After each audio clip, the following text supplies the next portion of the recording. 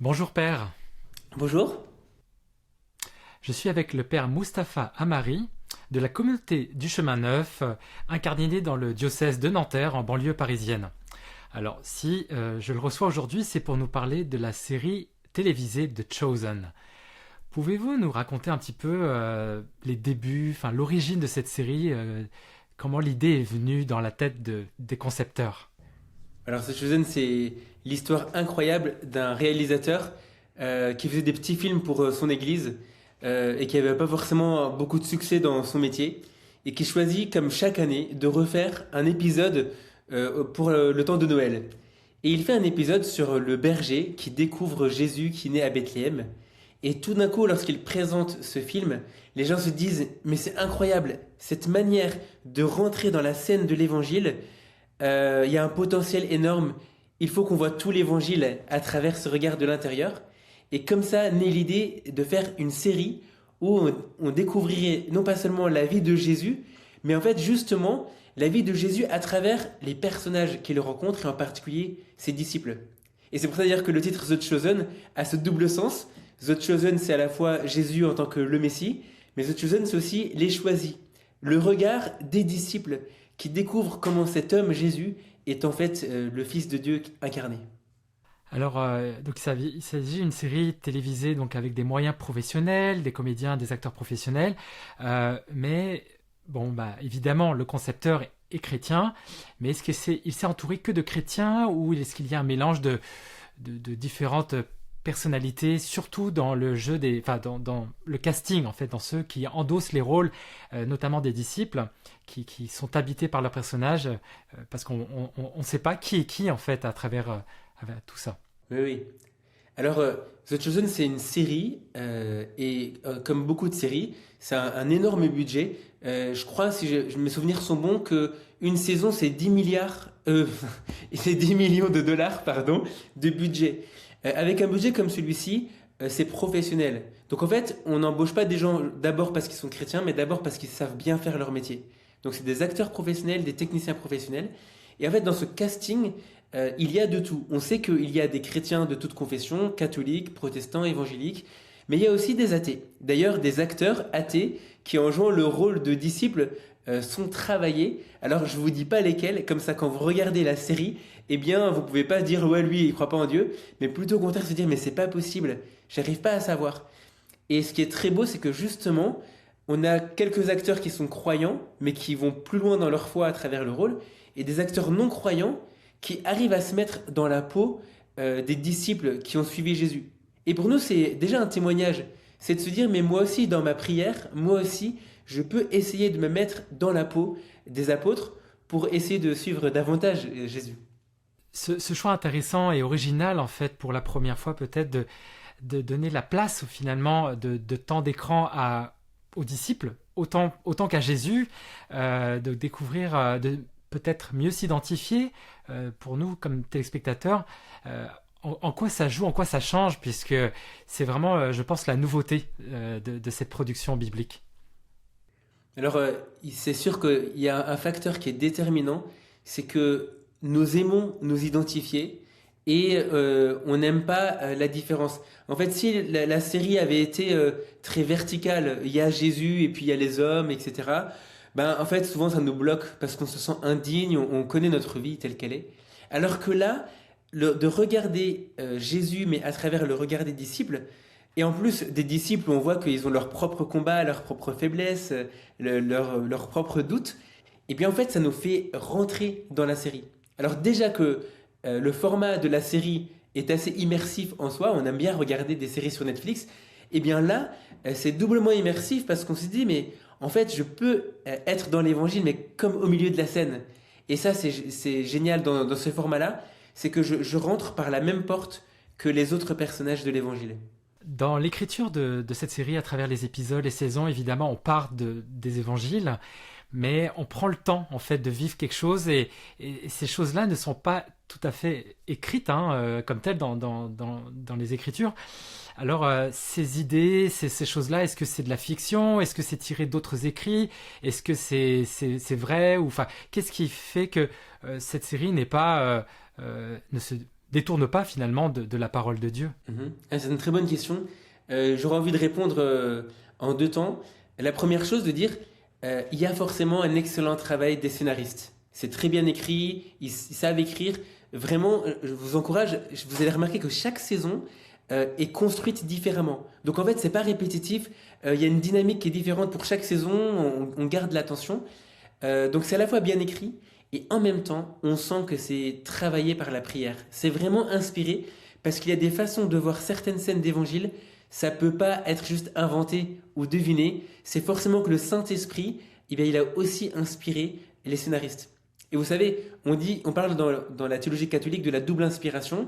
Il y a à la fois les auteurs des écrits, les prophètes, qui sont inspirés, mais il y a aussi nous-mêmes, lorsque nous prions et nous lisons avec les textes, qui sommes inspirés.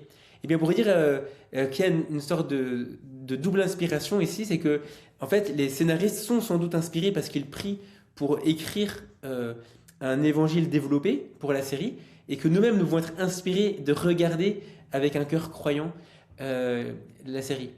Et puis pour ceux qui seraient un peu sceptiques en disant mais est-ce que j'ai le droit d'inventer des éléments, etc.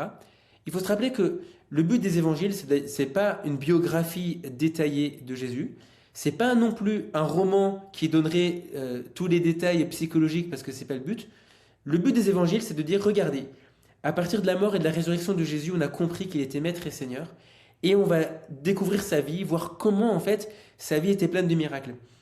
Mais quand on regarde Jésus lui-même, quand il veut nous parler du royaume de Dieu, il raconte une parabole. Quand il veut parler du rapport à l'argent, il donne des paraboles. Donc Jésus, pour nous donner des vérités théologiques profondes, il nous raconte des histoires. Bien donc, la série de The Chosen, même si elle part de l'évangile, elle peut tout à fait nous dire la vérité de l'évangile en nous racontant l'histoire ou en la déployant. Parce qu'en fait, il ne faut pas croire, quand Jésus racontait des paraboles, ben on voit bien que la parabole du semeur, elle est parfois racontée comme ceci dans tel évangile et comme cela dans tel autre. On a 4 évangiles, ça veut dire 4 versions pour raconter l'histoire de Jésus. Eh bien, on pourrait dire que la série The Chosen, c'est comme le déploiement de la parabole évangélique, ou en tout cas, ça nous donne à penser le mystère de Dieu. En fait, il ne faut pas le prendre comme un documentaire. C'est pas un documentaire, c'est une série. Mais dès lors qu'on le sait, alors là, c'est génial parce que ça donne du relief au personnage, à l'histoire. Pour moi, il y a une théologie très profonde dans la série The Chosen. C'est une théologie de l'incarnation. C'est-à-dire qu'on se rappelle que si Jésus s'est fait homme, c'était pas juste pour venir dire 3 phrases ici, 3 phrases là-bas. Non, il a mangé tous les jours, il a dormi tous les jours, il est peut-être tombé malade ou il avait une allergie au pollen, j'en sais rien. Et Jésus s'est incarné à 100%. Et du coup, il ne faut pas après vouloir un évangile où l'humanité de Jésus et des disciples soit limitée à 4 ou 5 événements.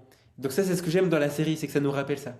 Évidemment, avec les saisons qui ont déroulé, il y a eu un succès de plus en plus grand à travers le monde, avec des multiples doublages, des sous-titrages dans plein de langues pour le rendre le plus universel possible. Mais évidemment, à l'inverse de beaucoup de séries que les gens consomment individuellement chez eux, puis on n'en parle plus, enfin ça reste pour soi, cette série-là provoque quelque chose, crée des liens surprenants pour quelque chose qui est d'un format de consommation quand même télévisuel chez soi, mais amène quelque chose. Et il y a, notamment en France, il y a quelque chose qui a émergé de tout ça. Pouvez-vous nous raconter un peu les activités suite à la diffusion? Oui, alors ça, ce qui est génial avec cette série, c'est qu'on voit que c'est une bonne série parce qu'en fait, il y a un bouche à oreille, on en parle. En fait, elle se fait connaître parce que les gens disent, mais tu sais, il y a une série sur Jésus, on découvre l'évangile d'une façon très intéressante. Donc c'est le premier phénomène qui est le même que celui après la résurrection. En fait, mais tu sais, il est ressuscité, il y a des disciples qui disent qu'il est encore vivant, etc. Et en fait, il y a un arrière-goût d'évangile, c'est que on aime se dire qu'on peut découvrir Jésus à travers ça. Et puis ensuite, ce qui est beau, c'est que dans ce qui s'est passé autour de cette série, c'est que ça a donné envie aux gens de partager autour de la série ou à partir de la série. Parfois, la lecture, c'est fastidieux, on n'aime pas tous lire. Donc, lire la Bible pour ensuite faire un partage biblique, Ça marche pour certains, mais pas pour tout le monde. Et là, on a comme découvert un autre support, se dire, ah mais en fait, on peut aussi faire des partages bibliques, mais à partir de la série. Et donc en France, on a créé dès la première saison un petit guide de partage. Pour chaque épisode, on a dégagé 6-7 questions pour permettre de partager à la fois sur sa vie, mais aussi sur Dieu et sur l'Évangile, en disant mais qu'est-ce que tel épisode m'a appris du péché, m'a révélé du mystère du royaume de Dieu, m'invite à vivre quelque chose en tant que disciple. Et en fait, on se rend compte que le format vidéo rend même plus facile le partage entre chrétiens, parce qu'on a comme un visuel commun. Là où quand on lit un évangile, on s'imagine peut-être des choses différentes. Là, on a des images très claires à partir desquelles on peut partager, se réjouir, être surpris. Donc en France, on a créé des parcours autour de chaque saison. Il y a des guides de partage qui nous permettent de nous retrouver un petit groupe. Et c'est vrai que c'est agréable d'inviter des amis, des voisins pour dire on va regarder un épisode ou quelques extraits et partager. C'est une porte ouverte pour l'évangélisation. Et il y a des non-croyants qui ont vraiment rencontré Jésus à partir de cette série. Et pour conclure, comme cette série va démarrer bientôt sur nos ondes de Sel et Lumière, à partir de la saison 1, que pouvez-vous souhaiter à nos spectateurs qui vont certainement pour certains découvrir ou d'autres redécouvrir cette série? Moi, j'ai vraiment envie d'inviter ceux qui vont voir cette série à rentrer dedans. C'est une série en 3 dimensions, mais pas avec des lunettes, mais avec le cœur. C'est dire, en fait, je peux voir ce que ça fait de commencer à découvrir Jésus, de prendre le temps d'accueillir cette divinité, de rentrer dans la scène, de voir. En fait, j'ai vraiment envie d'encourager les spectateurs à du coup, avec cette série, comme disait Saint Ignace, à laisser l'imagination prendre part à la conversion intérieure et laisser notre imagination participer à la foi qu'on peut avoir. Et puis, voilà, à découvrir aussi que ça prend du temps de reconnaître Jésus et que du coup, plonger dans cette série pour accepter de voir qu'on n'a jamais fini de découvrir comment Jésus s'incarne dans nos vies. On n'a jamais fini de découvrir comment notre itinéraire de disciple est fait de haut et de bas. Et cette série, ça peut nous donner vraiment l'impression, je pense qu'on n'est pas seul et qu'on a le droit de douter comme on a le droit d'avoir des élans. Pour moi, c'est un vrai boost dans la foi. Merci beaucoup, Père Mustapha Amari, pour cette analyse, cette invitation à aller découvrir cette série sur la vie de Jésus et de ses disciples. Je vous souhaite une belle fête de Pâques. Merci beaucoup, à vous aussi.